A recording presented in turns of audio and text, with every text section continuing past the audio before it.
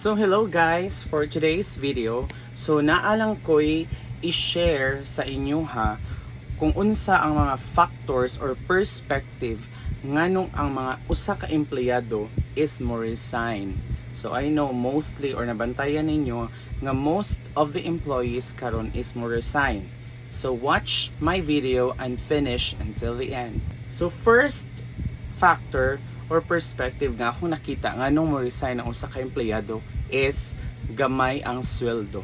So why I say so nga gamay ang sweldo ang usa sa factor nga nung mo-resign ang usa ka empleyado? Yes, sa krisis or sa panahon karon kinahanglan gyud nga dapat competitive ang imong sweldo based sa imong needs, especially kung naa na kay pamilya. Ikaduha, other opportunities or kung naay laing opportunities nga sa tan-aw niya is makahatag niya og more or productive nga pagpanarbaho or sa iyahang makita nga mas advantage or mas dako-dako og sweldo.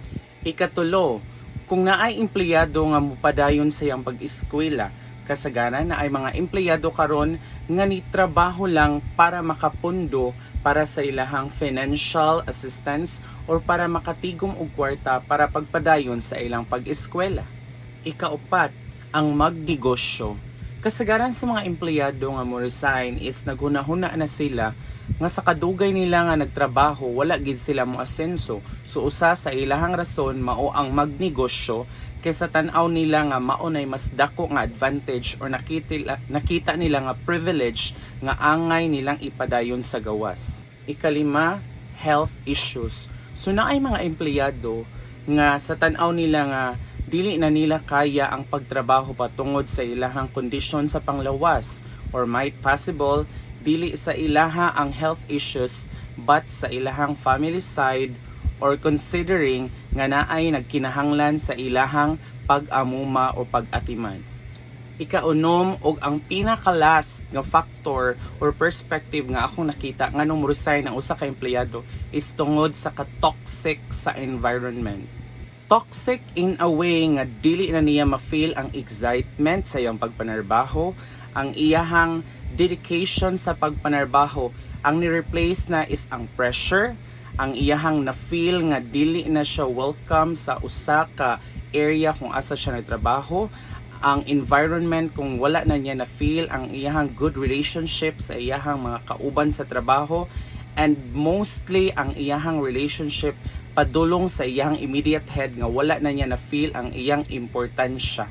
So para nako guys, mauto ang 6 factors nga nung resign ang usa ka empleyado sa usa ka establishment. But kato siya guys based on my own perspective or points of view. So lahi-lahi man ta ninyo og idea kung unsay mga rason, but muhatag lang ko og perspective in my own side. But ato lang jud hinumduman guys nga ang pagpanarbaho importante jud nga iset nato sa atong kaugalingon nga dapat ang ato ang pagpanarbaho is para sa atong pamilya. So iset aside ang ato ang pride, ang ato ang anger, at the same time is ang ato ang focus ug unsay rason nganong kita nanarbaho. There you have it guys.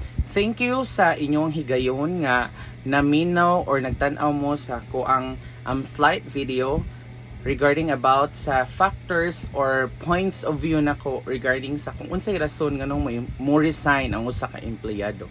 So please follow me on my Facebook account for more videos, more reels, and at the same time please follow me on my other social media accounts, for my TikTok account, to my Instagram, and to my page which is the Sonji Vlogs, and my YouTube account. Just search or click on the details in my Facebook. Thank you.